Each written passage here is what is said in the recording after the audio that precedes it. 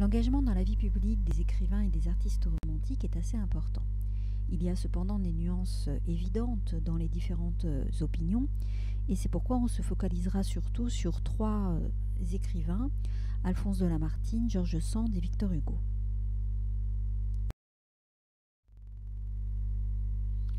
On se souvient qu'après la chute de Napoléon Ier en 1814, c'est une période réactionnaire qui s'est ouverte avec la Restauration et le retour à une monarchie avec les frères de Louis XVI sur le trône, à savoir Louis XVIII et Charles X. Au fur et à mesure, le régime devient de plus en plus autoritaire et se ferme aux autres classes sociales, tendant à revenir à un régime de privilèges, comme si rien ne s'était passé depuis 89. La fin de cette période, c'est-à-dire la fin de l'année 1830, va condenser les problèmes et les tensions. C'est à la fin de cette période que les romantiques vont occuper le devant de la scène, puisque la fameuse bataille d'Hernani a lieu en février 1830. Or, l'agitation sociale cette année-là s'accroît jusqu'à aboutir à la fin du mois de juillet à 3 journées révolutionnaires qui voient Charles X contraint à s'enfuir. C'est son cousin, Louis-Philippe, qui monte sur le trône. Il institue une monarchie plus libérale au niveau économique, donc plus ouverte aux grands bourgeois. C'est pourquoi on parlera de révolution confisquée, car en réalité, Louis-Philippe ressemble plus à un grand bourgeois qu'à un aristocrate, certes, mais pour autant, il ne va pas accorder plus de liberté, il va rester dans un régime qui est autoritaire et surtout peu favorable aux plus pauvres.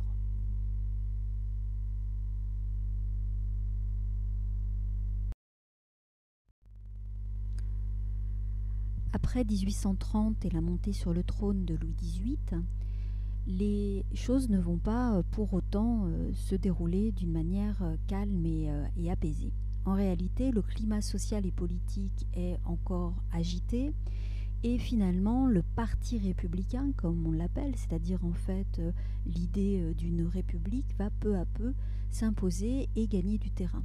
Il s'agit en réalité de changer de régime politique, d'abandonner définitivement la monarchie, puisqu'on considère que la République est le seul régime qui va pouvoir à la fois concilier les valeurs bourgeoises, les valeurs de développement économique et de développement libéral, et la défense du peuple. Bref, on considère que c'est le seul régime qui va pouvoir garantir à la fois la prospérité économique et l'idéal de la devise de 89, liberté, égalité, fraternité. Donc cette idée de république, elle va s'imposer lentement tout au long de ces années 1830-1848. Parmi les auteurs romantiques qui vont être gagnés au fur et à mesure par les idées républicaines, George Sand est sans doute l'autrice la plus engagée. En effet, elle va à la fois être à l'écoute des mouvements paysans, elle va également se lier avec les représentants des milieux ouvriers et elle va encourager tous les mouvements d'éducation populaire. En outre, elle est fondamentalement anticléricale et donc assez rapidement, elle va être dénoncée par l'Église et par ses opposants d'ailleurs comme une sorte de monstre. Ses œuvres sont d'ailleurs interdites par l'Église. Et puis, au moment où les révoltes ouvrières vont éclater, notamment en juin 48, elle va véritablement écrire un certain nombre de textes pour prendre la défense des ouvriers. Donc c'est vraiment une autrice particulièrement engagée et qui réfléchit énormément sur ces phénomènes et sur l'engagement possible au sein d'une république sociale.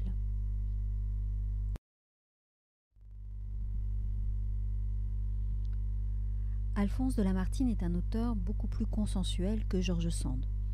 Connu dès 1820 pour son recueil Les Méditations poétiques, il est respecté et ses opinions sont beaucoup plus mesurées. Ardent défenseur du régime républicain, il se retrouve sur le devant de la scène en février 1848. En effet, exaspéré par la politique menée par Louis-Philippe et par la misère qui augmente, une révolution éclate en février 48. Cette révolution chasse Louis-Philippe du pouvoir. C'est le parti républicain qui s'impose. Et Lamartine est élu assez rapidement en avril 1948, aux premières élections de ce nouveau régime, eh bien, Lamartine est élu ministre des Affaires étrangères. Au moment de la Révolution de 1948, Lamartine est notamment celui qui va imposer le drapeau tricolore au lieu du drapeau rouge que les ouvriers voulaient donner comme symbole national. Lamartine voulait ainsi poser que cette seconde république qui allait naître était bien l'héritière des idéaux de 89.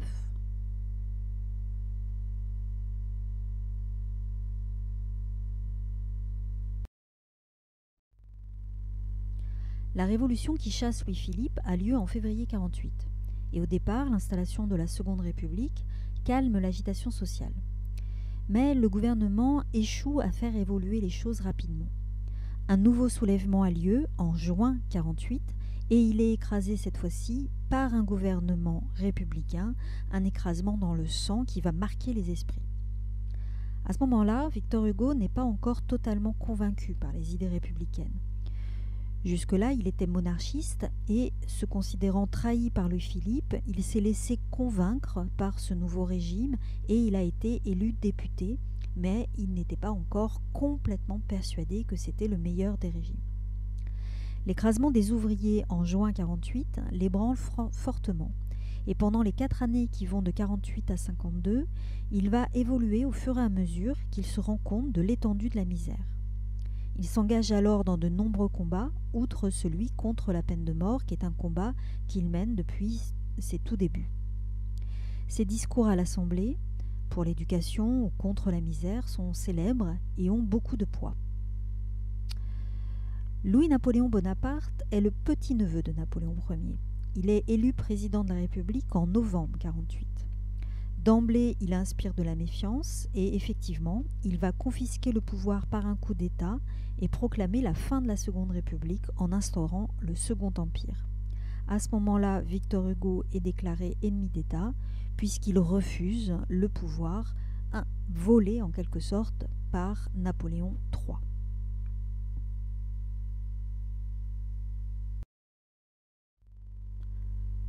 L'engagement politique de Victor Hugo va à ce moment-là devenir un absolu.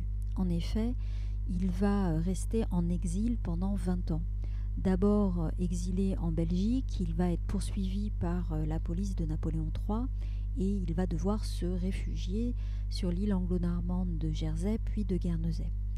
20 ans en exil parce qu'il refuse tout compromis avec celui qu'il appelle par opposition à son oncle, le grand Napoléon qui gagne les batailles dans toute l'Europe. Lui, il l'appelle le Napoléon le Petit, le Nabot. Et il va donc rester en exil, accueillant tous les opposants politiques à Napoléon III, écrivant des pamphlets, écrivant notamment un grand recueil poétique qui s'appelle Les Châtiments, et menant de loin son combat. À côté de sa lutte politique qu'il poursuit contre Napoléon III, Victor Hugo va également continuer son combat contre la misère avec la publication de son grand roman Les Misérables, roman qui va avoir un impact considérable, il va être lu, ça va être vraiment un roman que le peuple va s'arracher à sa publication, aux grandes dames évidemment de Napoléon III.